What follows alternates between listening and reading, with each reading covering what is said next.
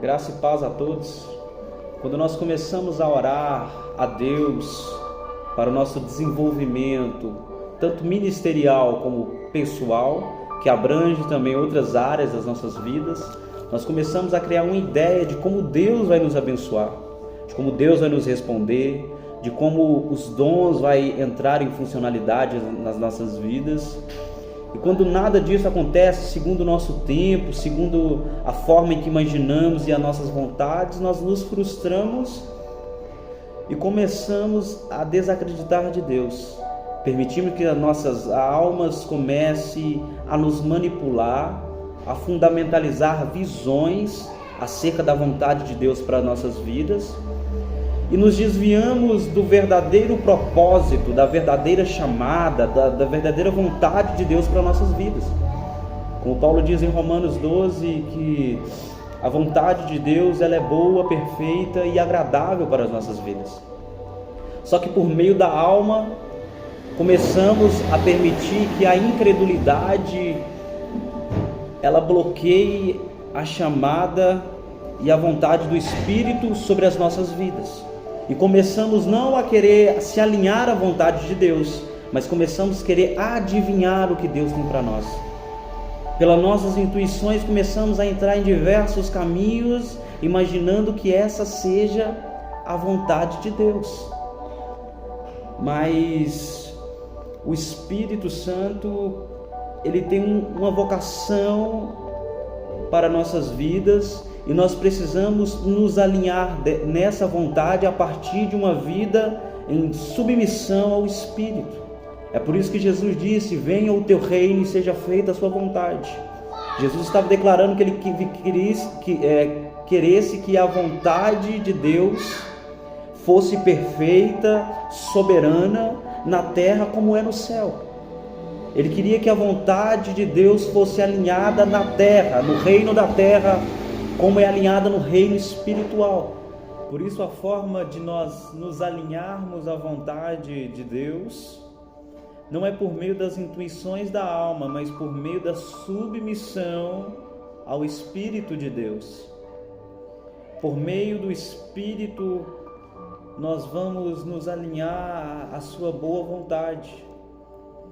Paulo disse em 1 Coríntios capítulo 2, de verso 9, que o que nenhum ouvido viu, e que nenhum olho viu, e que não desceu ao coração do homem, é o que Deus tem preparado.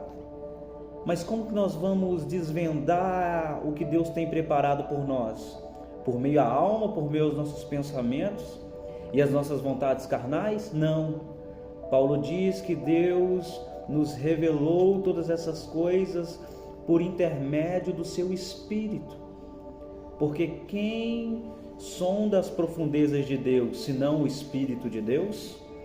Então precisamos nos relacionar horas e horas, gastando nosso tempo com o Espírito Santo, porque nós não sabemos orar como convém orar, mas o Espírito intercede por nós com gemidos inexprimíveis ao Pai, e é Ele que sonda os corações.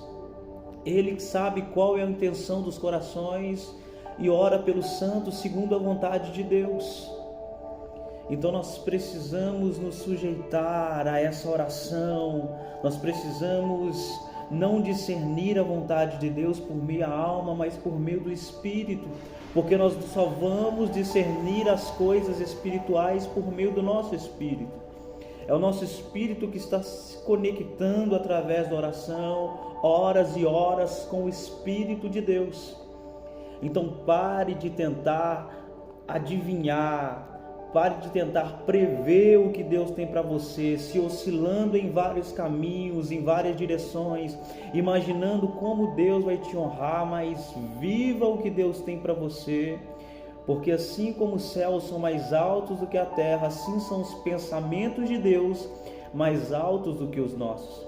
Então nós não temos que viver segundo as nossas vontades, mas nós precisamos viver a vontade de Deus para as nossas vidas, porque antes mesmo de termos sido formados, Deus escreveu um livro da nossa história. Então nós não devemos viver o que nós queremos, mas nós temos que viver o que Deus escreveu para nós, viver o nosso chamado, não segundo os nossos passos, mas segundo uma vida de fé, andando no Espírito, nessa prática da oração, horas e horas, orando no Espírito, edificando a minha fé e fortalecendo as minhas convicções de que ainda que eu não esteja vendo, mas Deus, Ele está operando, e ainda que a minha alma não entenda, por meio do meu Espírito, Deus está revelando coisas através do Espírito Santo, porque é Ele quem sonda as profundezas de Deus